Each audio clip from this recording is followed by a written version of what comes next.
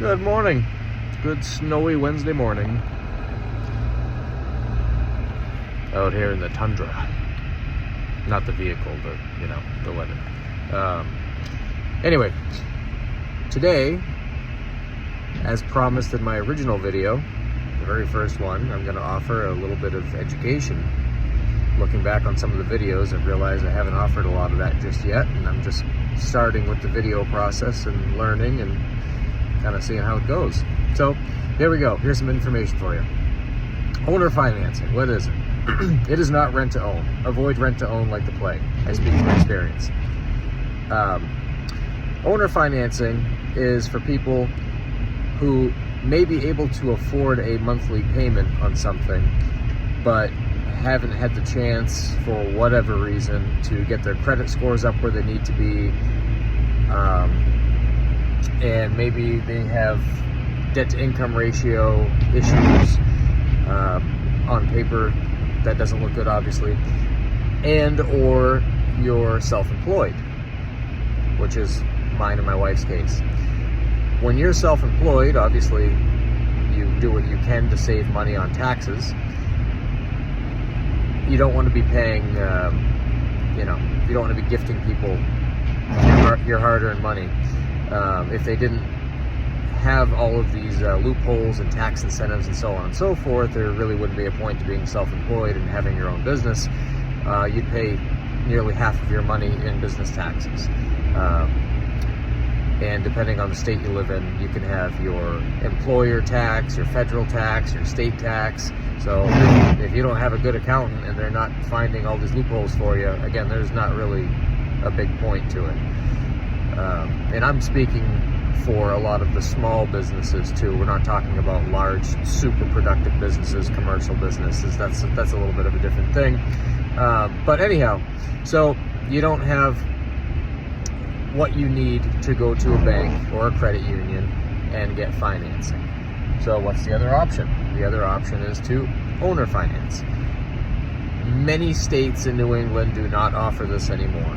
I'm not even sure they offer them to begin with. But Maine seems to be basically the only one left where it's still a pretty common thing. You can still find quite a few people. This would be more in rural Maine, central Maine, northern Maine, down east Maine. Southern Maine, not so much. If you're really lucky, you might find something there. So what does it mean? Again, it does not mean rent to own. Rent to own is a very bad scenario and is intentionally set up for the benefit of the current owner only. Very rarely does that actually work out for the tenant and owner to be. Owner financing, however, you see a property, you like the property, that could be land. It's more common to see that with land. Sometimes it's for homes as well. You see the place, you like it, you make an offer on it. There's a little bit of wiggle room depending on how much money you can put down. Little wiggle room meaning on the price, obviously. And you say, hey, this property is listed at, just an example, $30,000, $40,000. Can you do $28,000? If they say yes, then you say, would you be willing to owner finance? Sometimes they're listed outright, owner financing available. Be prepared to pay a little bit more in interest than you would for a bank, because of course it is a bigger risk for an owner to get involved and take the property off the market and expecting that you're going to make payments on it, and if things don't go well, they're still stuck with the land, basically. They're still stuck with the property, and they have to now relist it and go through all that all over again. But ultimately, it does work out in their favor if that happens, right? So whatever money they collected for you for whichever duration is now theirs to keep, plus they retain their property if you don't make good on it. They don't have to return that money. So there's that. But again, how it works, you find the place, you make an offer, you agree to the offer, you get a lawyer. The lawyers are generally pretty cheap to do this kind of thing. I think it costs us between $400 and $600. I don't remember exactly, but what they do is called a title and lien search, and they'll look into it and see if there's any back taxes, liens, or any other encumbrances, weird things connected to the property that might deter you from buying it, right? So they do all that for just a few $100s, and now you have peace of mind. If it's still something you want to go through with, you sign for the property, you set up a payment plan, and you make payments to that owner or to that owner's bank account. Don't ever pay them cash. Make sure it's, unless you can afford to buy the property outright, always make sure that it's set up through bank accounts and checks, and keep copies and receipts of everything. And when you're finished, you get the deed and all that, and it's your land.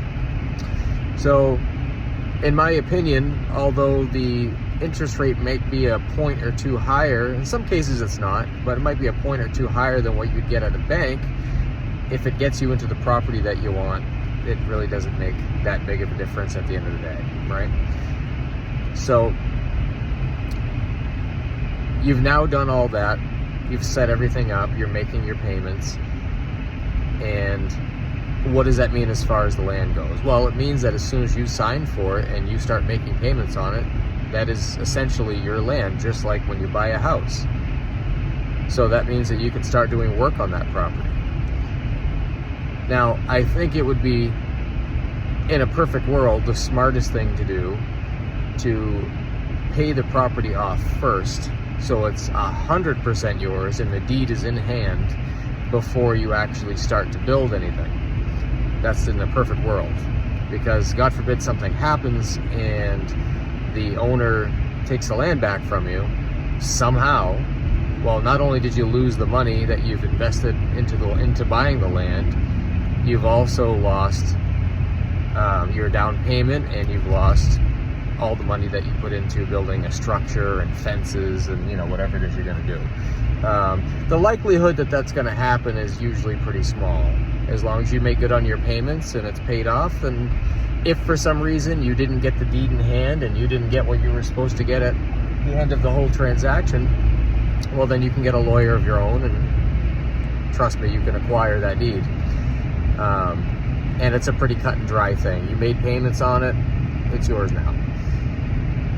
So that's a pretty quick summary of what owner financing is.